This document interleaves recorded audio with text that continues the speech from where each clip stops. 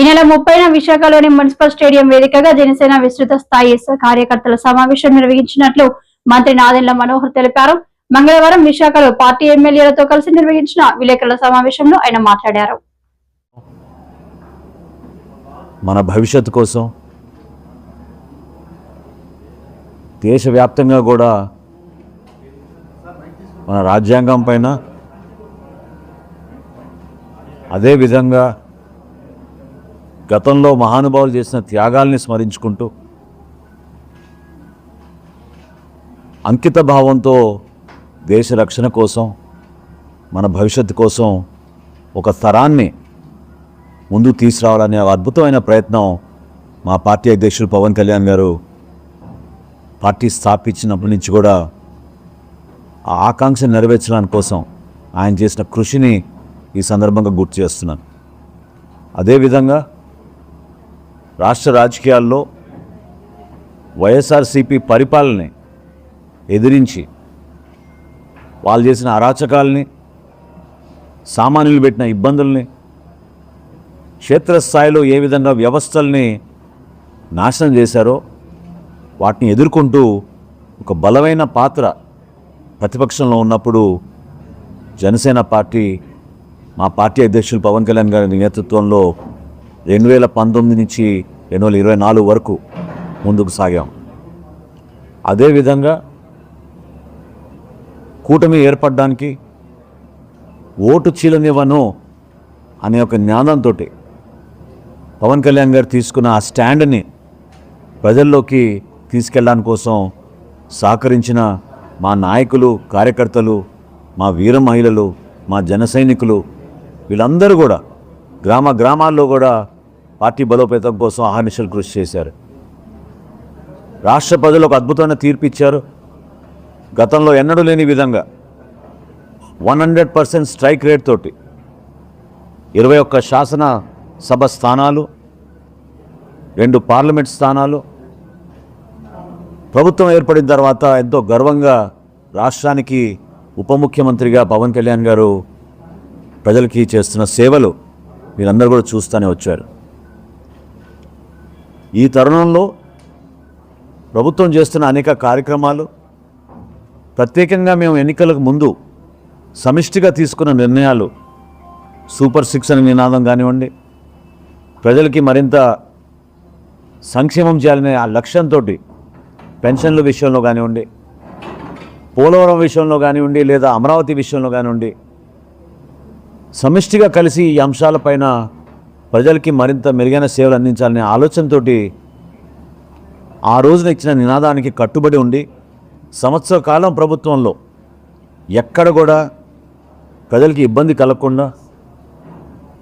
సుపరిపాలన, మెరుగైన పాలన, ప్రజలకి మరింత దగ్గరయ్యే విధంగా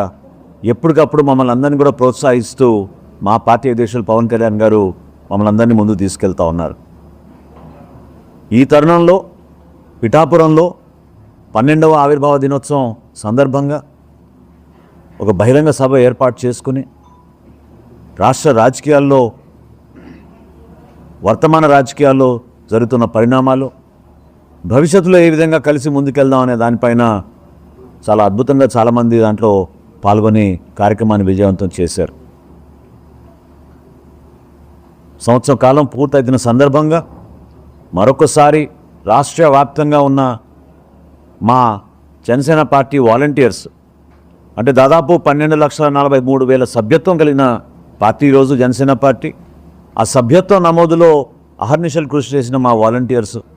మా జన సైనికులు, మా వీర మహిళలతోటి ఒక సమావేశం ఏర్పాటు చేద్దామని మా పార్టీ అధ్యక్షుడు పవన్ కళ్యాణ్ గారు సూచించడం జరిగింది. ఈ బ్యాక్గ్రౌండ్లో, ఈ నేపథ్యంలో ఆంధ్రప్రదేశ్, తెలంగాణ రాష్ట్రాల్లో ఉన్న కార్యకర్తలందరినీ కూడా ఆహ్వానించి ఒక చక్కటి సమావేశం ఏర్పాటు చేసి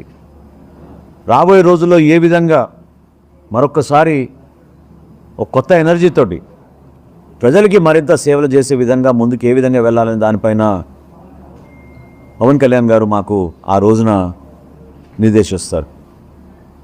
ఆ కార్యక్రమం గురించి గత 2-3 రోజుల నుంచి మా నాయకులందరూ కూడా స్థానికంగా లొకేషన్స్ అన్నింటినీ పరిశీలించి చివరికి ఆగస్ట్ 30వ తారీఖున 3 గంటలకు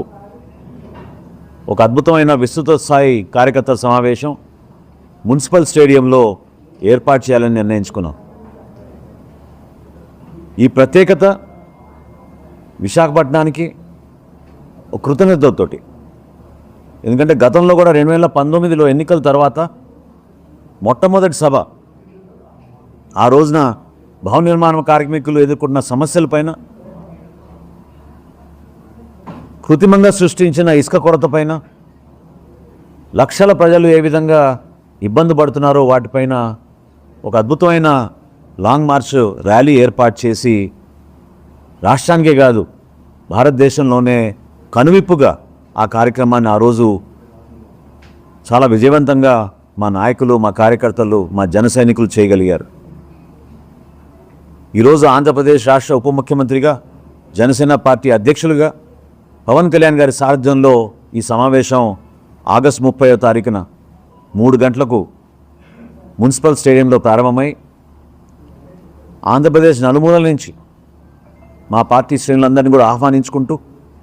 తెలంగాణ రాష్ట్రం నుంచి కూడా ఎవరైతే పార్టీ కోసం, బలోపేతం కోసం ఇన్ని సంవత్సరాల నుంచి పవన్ కళ్యాణ్ గారితో ప్రయాణం చేసిన మా నాయకులందరినీ కూడా ఈ కార్యక్రమానికి ఆహ్వానించి ఒక అద్భుతమైన కార్యక్రమం చేపట్టబోతున్నాం. దీనికి సంబంధించిన 12 కమిటీలు, ఆ కమిటీలో మా గౌరవ శాసనసభ్యులు, వివిధ కార్పొరేషన్లకి చైర్మన్లు, సీనియర్ నాయకులు అందరూ కూడా సారథ్యం వహించి రాబోయే రోజుల్లో